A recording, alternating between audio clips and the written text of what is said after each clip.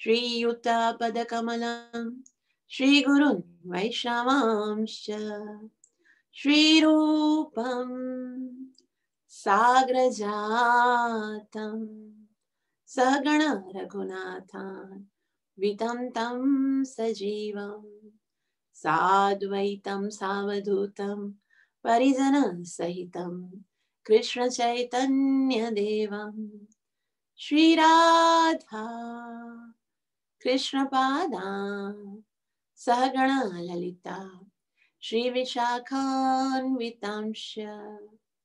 हे कृष्ण करुणा सिंधु दीनबंधु जगतपते गोपेश गोपिका कांता श्री राधा कांत नमोस्तुते तप्त कांचन गौरंगे राधे वृंदावनेश्वरी वृषभानुसुते देवी प्रणमामि हरिप्रिये वाञ्छाकल्पतरुभ्यश्च कृपा सिन्धुभ्य एव च पतितनां पावनेभ्यो वैष्णवेभ्यो नमो नमः। श्री कृष्ण चैतन्य प्रभु नित्यानंद श्री अद्वैत गदाधर श्रीवासदि गौर भक्तवृंद हरे कृष्ण कृष्ण कृष्ण हरे हरे हरे राम राम राम हरे हरे।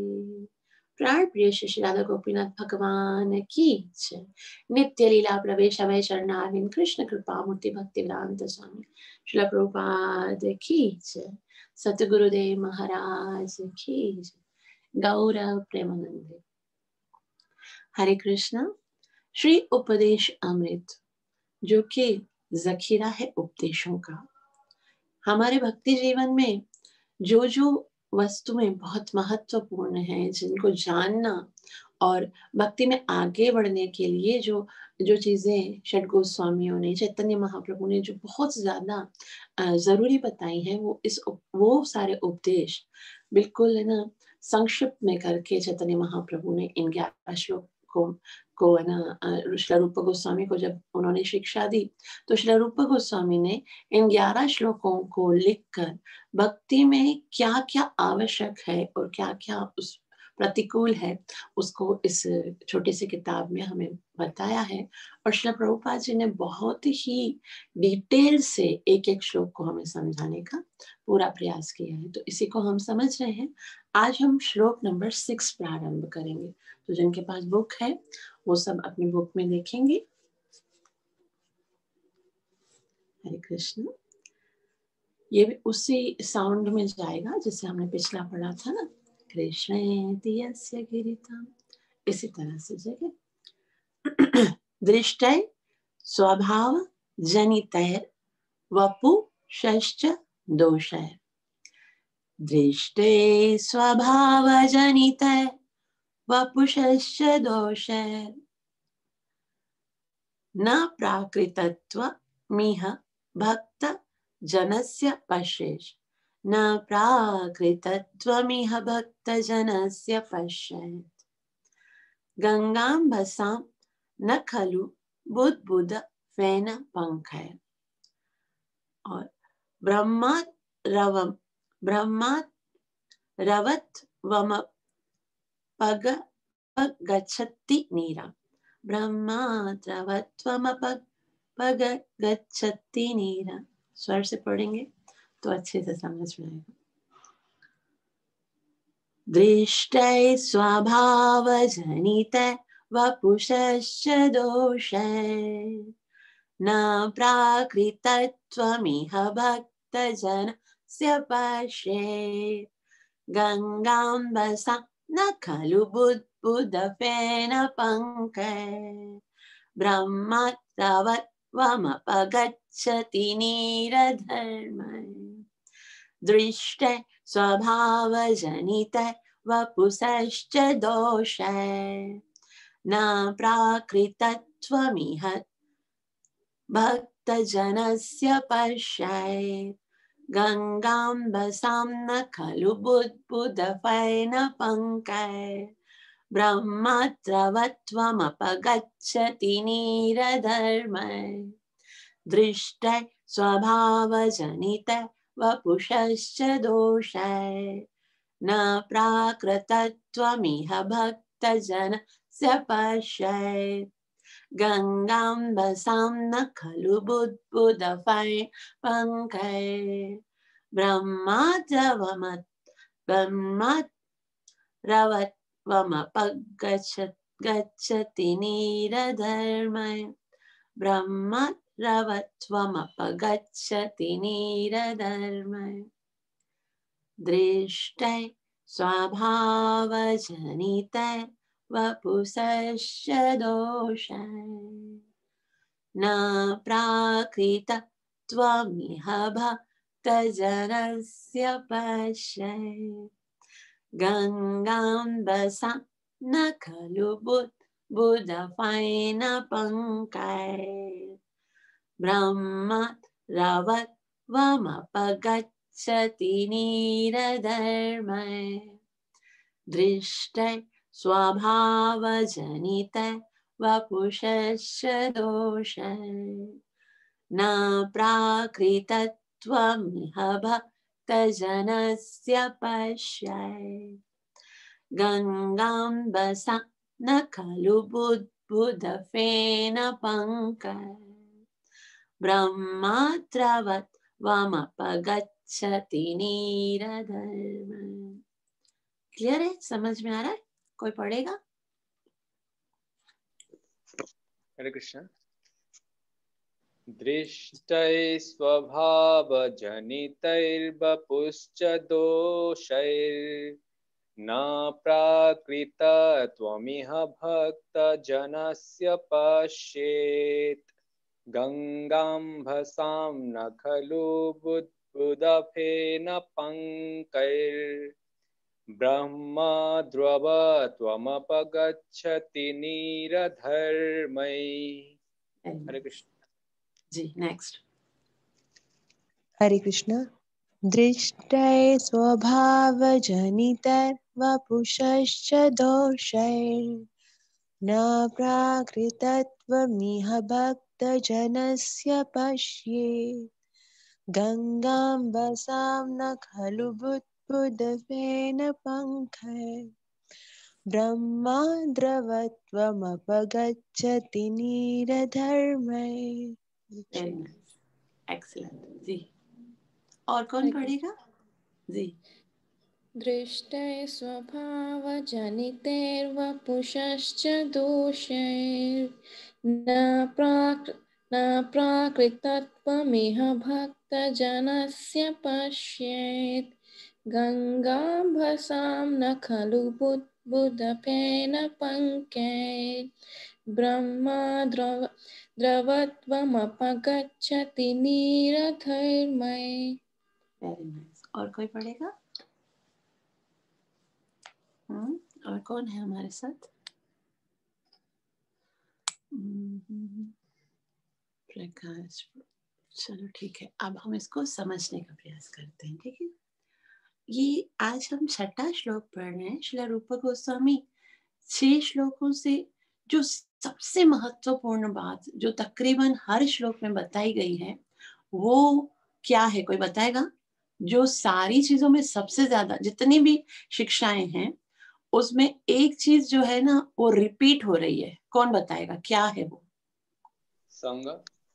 भक्तों का संग। Very nice. भक्तों का संग जो है वो बहुत महत्वपूर्ण है, बल्कि संग महत्वपूर्ण है। संग का मतलब है किसी का भी संग आप करोगे ना उसी का ही रंग आपको लगने वाला है। तो भक्ति में यदि उन्नति करनी है बहुत तेजी के साथ तो बड़े चढ़े भक्तों के संग के विषय में सोचना चाहिए कि भाई हमें बहुत अच्छे भक्तों का संग मिले। लेकिन जैसे पहले भी एक क्वेश्चन आया था कि जब हम भक्तों का संग करते हैं तो कहीं कहीं हमसे अपराध होने लगते हैं।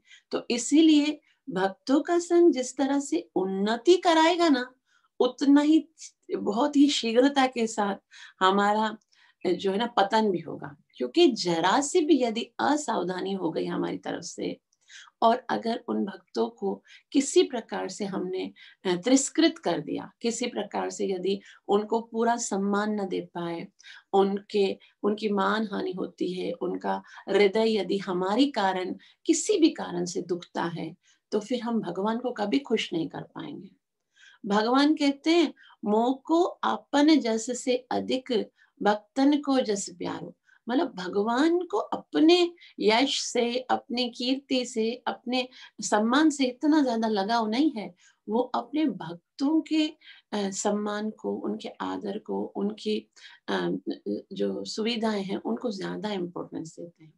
इसलिए जिस तरह से भक्तों का संग हमें बहुत उन्नति दिला सकता है, उसी तरह से भक्तों का संग जो है वो हमारा पतन भी कर सकता है।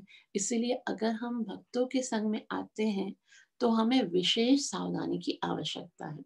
जैसे पहला श्लोक था, वेगों को कंट्रोल करना वो बहुत मुश्किल है, लेकिन अगर भक्तों का संग है तो उनके साथ रहते रहते हम बहुत सरलता से ये कर सकते हैं। दूसरे में कि हम भक्ति से कैसे गिरते हैं, अत्याहार प्रयास। तो ये सारी चीजें जो है ना अलग से अगर हम करने का प्रयास करते हैं ना तो बहुत कठिन है, लेकिन यदि भक्तों का संग है तो बहुत सरलता से हम इनसे बच सकते हैं।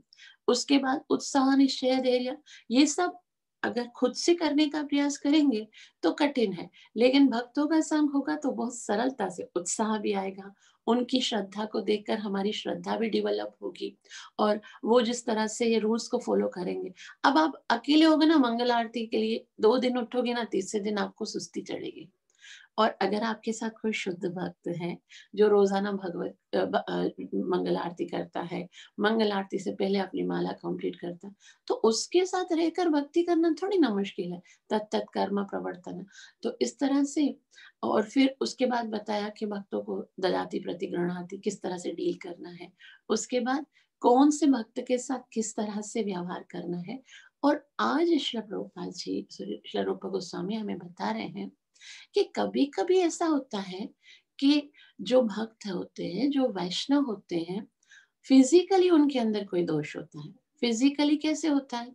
जैसे या तो उनका जन्म अच्छे परिवार में नहीं होता है, कोई शूद्र जाति में जन्म लेता है या कोई किसी जाति में जन्म लेता है, तो कभी भी हमें इस बात को पॉइंट आउट नहीं करना चाहिए, क्योंकि भक्त जो होते हैं वो आध्यात्मिक स्थिति पर होते हैं। कहाँ जन्म लिया है वो बिल्कुल महत्वपूर्ण नहीं है, क्योंकि ये जो सब बातें हैं वो सब क्या है, भौतिक है और प्राकृतिक। जैसे यहाँ पर बताया, दृष्ट स्वभाव जनित वपुषश्च। दृष्ट मतलब सामान्य दृष्टि से अगर हम देखते हैं, स्वभाव जनित है किसी निजी स्वभाव से उत्पन्न।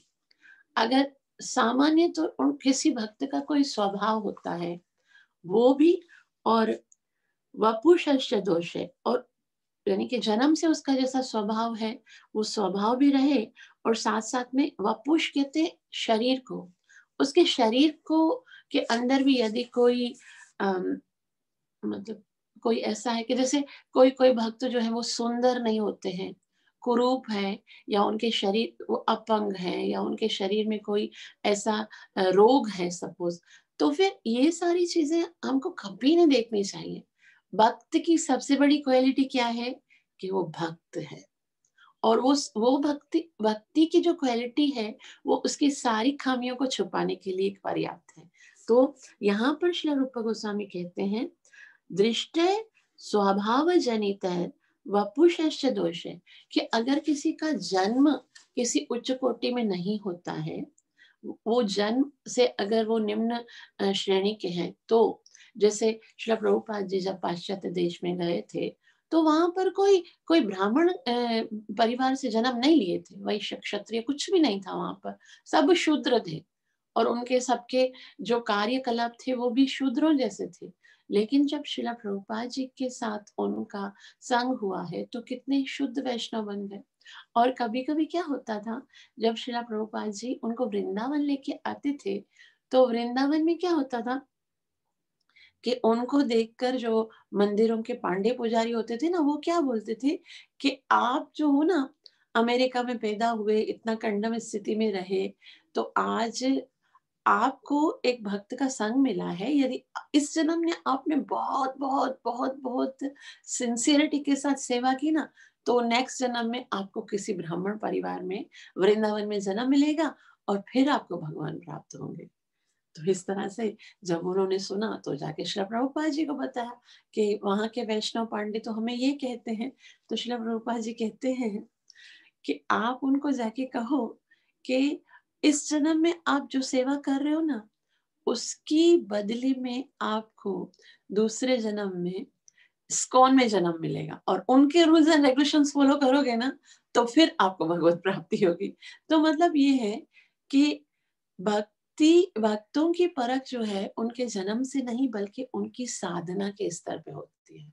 अब ऐसा इस श्लोक को पढ़ के ये नहीं सोचना चाहिए कि हम किसी शूद्र परिवार में जन्म लिए तो हम बस सेटिस्फाई हो जाएं कि शूद्र में जन्म लिया फिर भी हम वैष्णव। हमारी स्थिति हमारी साधना से पता चलती है कि हमारी साधना क्या है। अगर हमारी 16 माला भी ढंग से नहीं हो रही है तो हमें वैष्णव कहलाने का अधिकार भी नहीं है।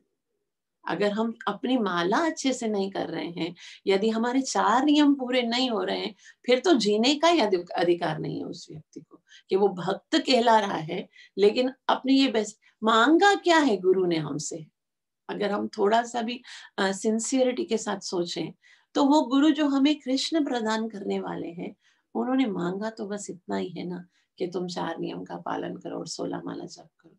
यदि वो भी अच्छे से नहीं हो रहा है तो धिक्कार है ऐसे वैष्णव कहलाने पर। तो अगर हम अपने नियम को अच्छे से पालन कर रहे हैं, गुरु आज्ञा को अच्छे से पालन कर रहे हैं, यदि हमारी माला अच्छे से हो रही है, तो फिर अगर हमारा जन्म अच्छे कुल में नहीं हुआ है तो भी हम परम वैष्णव के उसमें स्तर पर आते हैं। तो और दूसरा है वपुषश्च, कि अगर उसके शरीर में कोई रोग होता है या शरीर में कोई त्रुटि होती है, जैसे कभी कभी भक्तों को कोई बीमारी हो जाती है, अगर किसी की आंख नहीं है, किसी का पैर नहीं है या किसी का शरीर में कोई रोग है। आपको पता है जब सनातन गोस्वामी चैतन्य महाप्रभु से मिलने के लिए जंगल के रास्ते से आए थे, तो रास्ते में क्या पहले उस जमाने में ऐसे नहीं था कि उनके पास है ना कोई फ्लाइट की टिकट थी कि फौरन से आ जाए। वो जंगल के रास्ते पैदल आए थे और पैदल जब आए थे तो रास्ते में बहुत सारे जगहों पे ऐसा हुआ था कि उनको गंदा पानी पीना पड़ रहा था। कोई फिल्टर वाटर थोड़ी वहां पर मिनरल वाटर्स पड़े हुए थे, तो ऐसा पानी कुछ भी खाने को मिला तो वो खा लिया। तो इसकी कारण क्या था, उनके शरीर पर चर्म रोग हो गया था, मतलब खुजली का रोग। शरीर पे जो स्किन है ना उसके कारण पूरा खुजली का रोग हो गया था, और जिसके कारण उनके शरीर पे जगह जगह से रक्त और पीप निकलता था और बहुत है ना दुखदायक उनकी स्थिति हो गई थी। और जो भी उनको अब कोई भी उनको देखता था तो दूर रहता था कि इनका शरीर जो है वो स्वस्थ नहीं है, ऐसा ना हो कि इनके साथ स्पर्श करने से हमें भी रोग हो जाए, तो दूर रहते थे। लेकिन जब महाप्रभु ने उन्हें देखा तो महाप्रभु के चरणों पे जैसे ही वो गिरे तो चैतन्य महाप्रभु ने उन्हें उठा के गले से लगा दिया। वो बहुत संकुचित हो गए, दूर हो रहे थे। नहीं महाप्रभु नहीं, आप कृपया मुझसे दूर रहिए, मुझे बहुत खतरनाक रोग है। और आप महाप्रभु का जो शरीर था वो इतने कोमल है महाप्रभु, और इतने नाजुक से है, तो उनको लगा कि मेरी अपवित्रता के कारण महाप्रभु जो है ना उनको कष्ट होगा, तो वो दूर हटते थे, अपने आप को छुपा के कभी पास नहीं आते थे, कभी भी पीछे छुप के बैठते थे। फिर भी महाप्रभु रोज उनका नियम था, उठा के उनको गले से लगाते थे।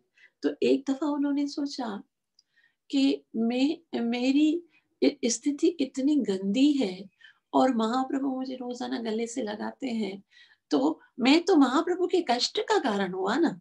इससे ये जीवन जो कि महाप्रभु को प्रसन्न करने के लिए होना चाहिए, वही जीवन के कारण मैं महाप्रभु को यदि कष्ट दे रहा हूँ तो फिर मुझे जीने का कोई अधिकार नहीं है।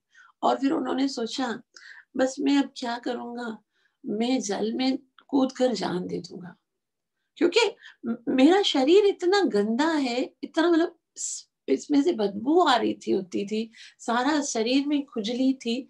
और उसने सोचा कि मुझे क्या करना चाहिए, मर जाना चाहिए।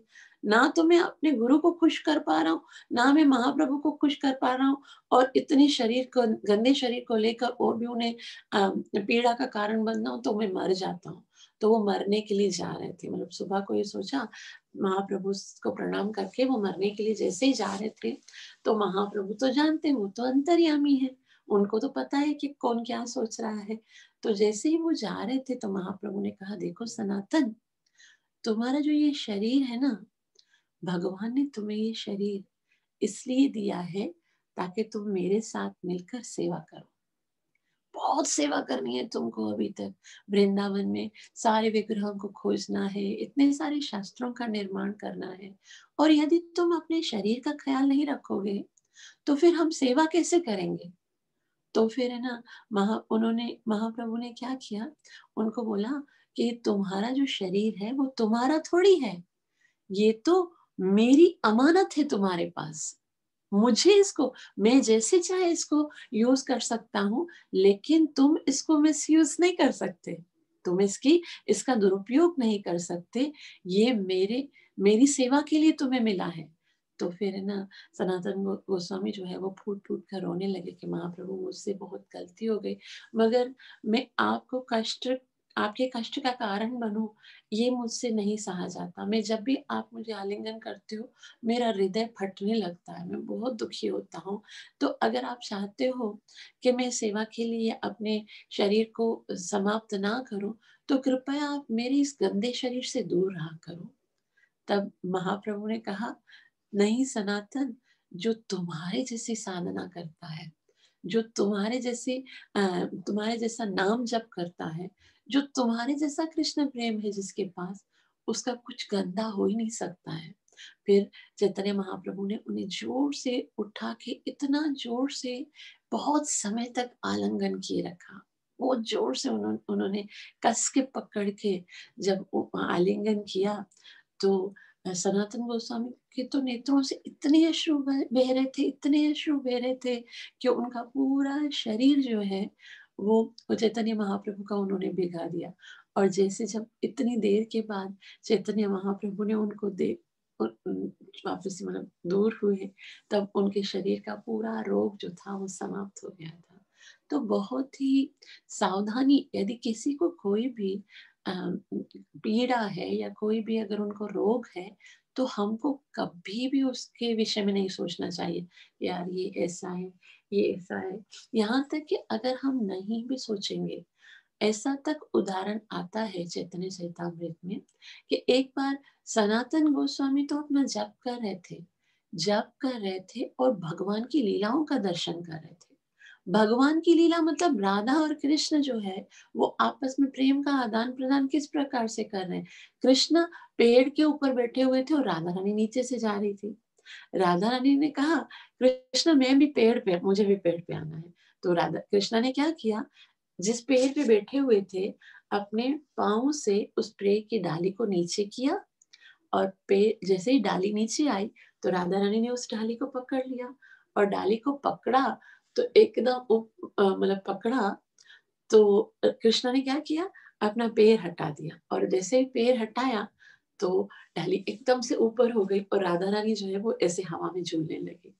अभी रूप सनातन गोस्वामी इस लीला को देख रहे थे, लीला देख रहे, वो लीला थी, लेकिन किसी और को तो नहीं दिख रहा था ना, राधे और कृष्ण तो किसी को नहीं दिख रहे थे। तो वहां पर से एक भक्त वहां से गुजरा, और वो भक्त कैसा था, बिल्कुल है ना, उसका शरीर जो था बहुत टेढ़ा मेढ़ा था, अजीब सी तरह से चल रहा था, लंगड़े की तरह से। तो इसने समझा कि सनातन गोस्वामी मुझे देखकर हंस रहे हैं। उन्होंने सोचा ये भक्त तो बड़े भक्ति का ढोंग करते हैं, और मेरा शरीर तो मैंने नहीं बनाया है ना, भगवान ने बनाया है, लेकिन उसके बाद भी वो मेरे शरीर का मजाक उड़ा रहे हैं। तो हृदय में बहुत दुख हुआ, बोला कुछ नहीं, हृदय में बहुत दुख हुआ। और जैसे उसके हृदय में दुख हुआ, तो सनातन गोस्वामी जो जप कर रहे थे, जो लीलाएं देख रहे थे भगवान की, उसी समय उनके जो ये जो दिव्य दृष्टि है, जिसके कारण वो भगवान की लीलाओं में सहयोग कर रहे थे, वो दिव्य दृष्टि ही गायब हो गई। भक्ति से उसी समय पतन हो गया जिस समय एक वैष्णव ने उनकी किसी बात का बुरा माना, बल्कि जबकि यहाँ तक कि उसने कुछ ऐसा किया भी नहीं था, है ना। अगर देखा जाए तो उनकी कोई गलती भी नहीं थी, लेकिन फिर भी उनकी भक्ति का आनंद खत्म हो गया।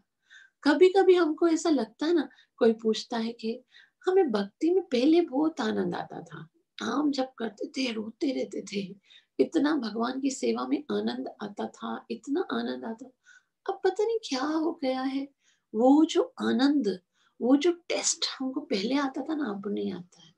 जब ऐसा हो ना, तभी ध्यान से देखना चाहिए कि हमारे हमारे द्वारा किसी वैष्णव का अपमान तो नहीं हुआ है, हमारे द्वारा किसी वैष्णव को का दिल तो नहीं दुखा है। क्योंकि भक्ति से पतन होने का सबसे जो खतरनाक है ना बात, वो यही है कि वैष्णव का सम्मान ना करना या वैष्णव की निंदा करना। तो इस तरह से वो जाते हैं। और हाँ, तो फिर है ना, सनातन गोस्वामी जो है वो जब उनको पता चलता है कि भाई मेरी लीलाएं समाप्त हो गई, तो रूप गोस्वामी के पास जाते हैं और कहते हैं भैया मेरे से पता नहीं क्या हो गया है, मैं मुझसे वो जो आनंद है भक्ति का वो मैं खो बैठा हूँ। अब मैं ऐसा क्या करूं, मुझे पता तो चले कि मुझसे गलती क्या हुई है, मुझे इस भगवान के दर्शन नहीं हो रहे हैं। और एक भक्त के जीवन में सबसे सुंदर जो कार्य है वो है भगवान के साथ भगवान का दर्शन करना, उनके विषय में सोचना। मन चित्त की वृत्ति जब भगवान में लग जाती है, संसार दूर हो जाता है, उससे बड़ा आनंद कुछ नहीं। और जिसने इस आनंद को चखा है और उसके बाद अगर वो उसे प्राप्त नहीं करना है, तो वो तड़पने लगता है जिस तरह से मछली तड़पती है पानी के बगैर। श्रील रूपा गोस्वामी ने कहा गौर से सोचो, कहीं किसी वैष्णव का अपमान तो नहीं हुआ? तो बोला नहीं हुआ। बोला अच्छा फिर अगर ऐसा है तो घर पे भोजन रखो, आप घर पे भोजन रखो और निकट में जितने जितने भी ब्राह्मण हैं उन सबको भोजन के लिए आमंत्रित करो। और जो वो भोजन के लिए नहीं आएगा ना, आप समझ जाना कि उनका निरादर हुआ है। तो सब भक्तों को बुलाया, लेकिन वो नहीं आया। जिसने सोचा था ना कि शायद मेरे पे हंस रहा है, तो वो नहीं आया। इसके कारण श्रील रूप गोस्वामी ने सनातन गोस्वामी को कहा कि लगता है इसी के कारण आपकी भक्ति जो है वो उसकी प्रगति रुक गई है। तो आप जाके चरणों पे हाथ रख के उनसे क्षमा मांग के उनको बोलिए कि आप प्रसाद खाने के लिए आइए। देखिए यहाँ पर कितना बड़ा सिद्धांत सिखा रहे हैं कि वैष्णव अगर आपको अपराधी मान रहा है और आपका अपराध नहीं भी है, तो भी चरणों पे रख के हाथ उससे क्षमा मांग लेना चाहिए। अमानी न माना देना, अपने लिए कोई भी मान की इच्छा नहीं करना और दूसरे भक्तों को पूरा सम्मान देना, ये बहुत कठिन बात है। यदि हमारी गलती होती है वही हम नहीं मानते। आजकल हम बोलते मैंने थोड़ी ना ऐसे बोला, मैंने किया, मैं जाहिर सी बात है वो करेगा तो मैं छोड़ूंगा क्या। हम कितना ये ऐसे शब्दों का उच्चारण करते हैं जिससे कोई साधारण व्यक्ति के लिए भी नहीं उच्चारण करने चाहिए। लेकिन यहाँ पर बता रहे हैं कि जैसे ही रूप गोस्वामी ने सनातन गोस्वामी को कहा आप उनके चरणों पे हाथ रख के उनको दंडवत प्रणाम करके और उनसे आशीर्वाद लीजिए, उनको मनाइए, उनके चरणों को धोइए और फिर उनके चरणों की रज अपने मस्तक पर धारण कीजिए। जब आप ऐसा करोगे ना, और उसके बाद भी यदि आपको क्षमा किया, तो आपकी भक्ति जो है पुनः वही स्थिति पे आ जाएगी, मतलब वही से भगवान की लीला। लेकिन अगर उन्होंने कहा लेकिन मैंने तो इनका कोई अपराध किया नहीं है, लेकिन फिर भी आपकी आज्ञा के अनुसार मैं जाकर उनसे क्षमा मांग रहा हूँ, लेकिन अगर उन्होंने मुझे क्षमा नहीं किया तो ये भी तो ऑप्शन है ना। हमने चरण छू लिए लेकिन वो क्षमा करना ही नहीं चाहता, तो क्यों क्यों करेगा। तो हमें उनको बताना चाहिए कि अगर वो क्षमा नहीं करेंगे तो श्री रूप गोस्वामी कहते हैं कि फिर तब तक उनके चरण पकड़े रहना जब तक कि वो राजी ना हो जाए। बार बार उनके चरणों पर मतलब माथा रगड़ो, बार बार उनसे क्षमा याचना करो कि मुझसे बहुत बड़ी गलती हो गई, मुझे क्षमा कर दीजिए। तो इस तरह से भक्तों का संग जो है वो कैसे करना है, उनकी कोई भी भौतिक जो दृष्टि से उनको कभी भी नहीं मतलब नापना नहीं है भौतिक दृष्टि से, क्योंकि वो क्या है, वो भगवान के ही पार्षद है। जो भक्त होते हैं वो भगवान के पार्षद होते हैं, भगवान के नित्य भक्त होते हैं और भगवान की खुशी के लिए जीते हैं। तो उनके अंदर कोई भी भौतिक जो ये त्रुटियां हैं उनको नहीं देखना चाहिए। दृष्टि स्वभाव जनित वपुषश्च दोष है, जो स्वभाव जन और शरीर का जो दोष है वो नहीं देखना चाहिए। न प्राकृत त्वमिह भक्त जनस्य पश्येत्। तो भक्त जन ना ही ऐसा करते हैं और ना ही स्वयं अपनी ओर से कोई गलती करते हैं। जैसे हमें ना हमें दूसरों में दोष देखना चाहिए और ना ही हमें कभी अपराध करना चाहिए। और वो कैसे है, गंगाम भसाम न खलु बुद्ध बुद्ध फेना पंख है। जैसे यहाँ पर भक्त को ना गंगा की तरह पवित्र बताया है। जो भगवान के नाम का जप करता है, जो भगवान के पवित्र शब्दों को पढ़ता है, ऐसा बताया जाता है गंगा तो भगवान के चरण पे एक बार स्पर्श हुई है, बस एक बार स्पर्श हुई और इतनी अधिक उसके अंदर पवित्रता आ गई है कि वो अभी जन्मों जन्मों से कितने जन्म हो गए और गंगा जो है वो हम सबको पावन कर रही है। उसी तरह से ये भक्तजन जो होते हैं वो तो गंगा तो एक बार ही जो है वो उस पर स्पर्श हुई और भक्तजन जो होते हैं वो सदैव सदैव भगवान के चरणों में स्पर्श होते हैं।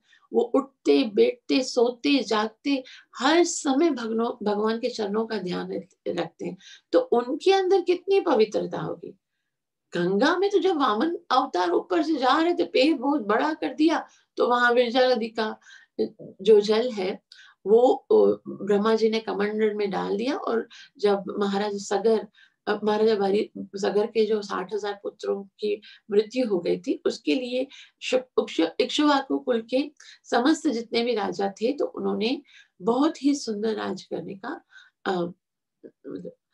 जो राजा है उन्होंने जब उनका 60,000 पुत्रों की जब मृत्यु हो गई तो फिर गंगा को नीचे लेकर आए और उस समय से गंगा जो है वो सबको पवित्र कर रही है।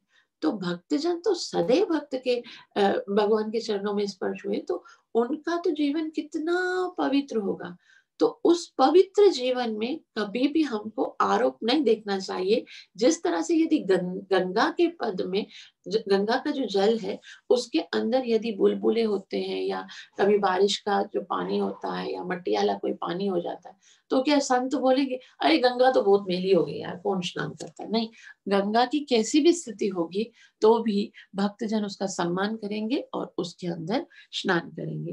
गंगा बसाम न खलु बुद्ध बुद्ध फैना पंख है और ब्रह्मा द्रवत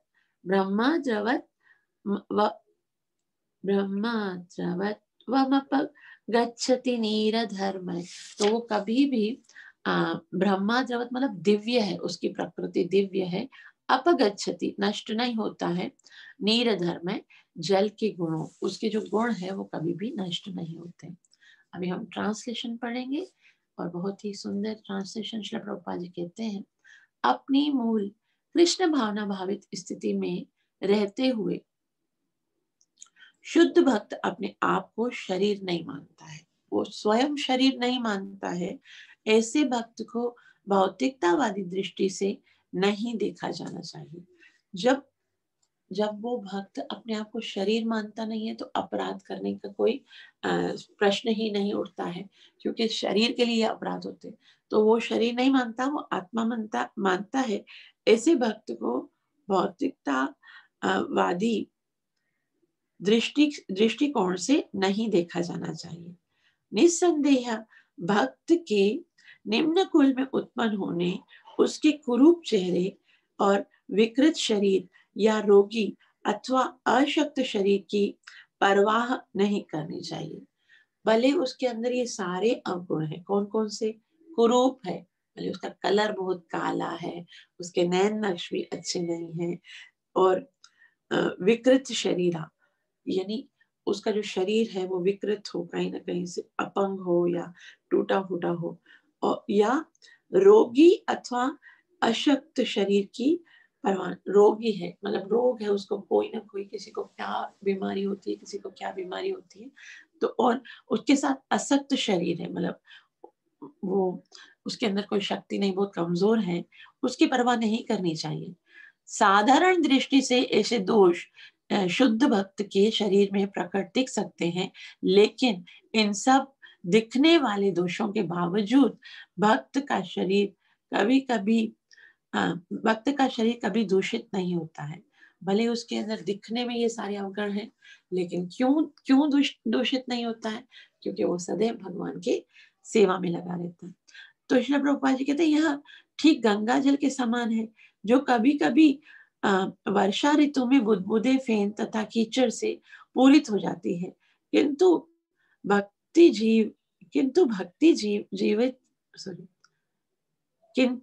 कभी दूषित नहीं होता है।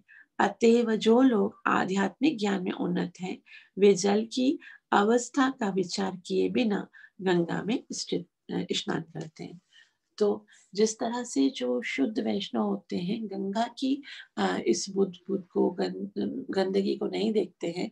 गंगा में कितने सारे, एक दफा हम लोग पता है गए थे गंगा में, क्या हुआ था वहां से कोई लोग जो है ना गंगा में डूब कर खुदकुशी भी करते हैं।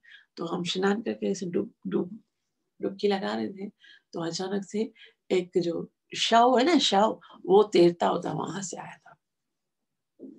तो इतना भय लग रहा था कि अब शव के स्पर्श करने से हम अपवित्र हो जाते हैं, फिर हमको स्नान करना पड़ता है। और गंगा के अंदर जिस जल में शव पड़ा हुआ है उसमें लोग डुबकी देकर पवित्र होते हैं, तो वो कितना पवित्र है। उसी तरह से भक्त जो होते हैं वो क्योंकि भगवान के साथ डायरेक्ट जो है वो भगवान के साथ कनेक्ट होते हैं, इसलिए वो भी हमेशा पवित्र होते हैं, भले उनके शरीर में कोई अवगुण हो, कोई रोग हो, या उनका जन्म अच्छे कुल भी नहीं हुआ।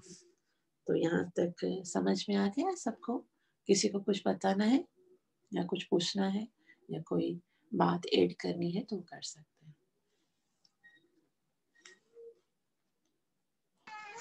हरे कृष्ण माता जी।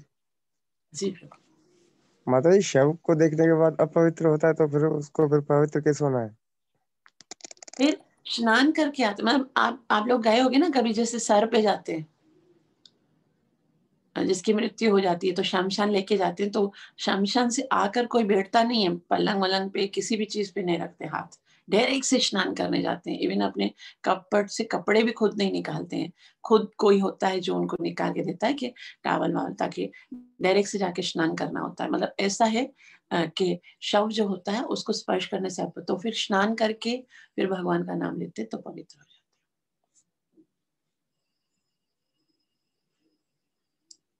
ठीक है, समझ में आ गया श्लोक किस तरह से है? इसका तात्पर्य छोटा सा ही है, वो हम कल पढ़ेंगे। अगर किसी को कुछ कोई क्वेश्चन है, कोई बात है तो कर सकते हैं, वरना फिर यहाँ तक हमें नित्य लीला प्रवेश अभय शरणारविंद कृष्ण कृपा मूर्ति भक्ति वेदांत स्वामी श्री प्रभुपाद की, श्री रूप गोस्वामी की, पंचतत्व महाप्रभु की, पतित पावन निताय की, जय प्रभुपाद की जय।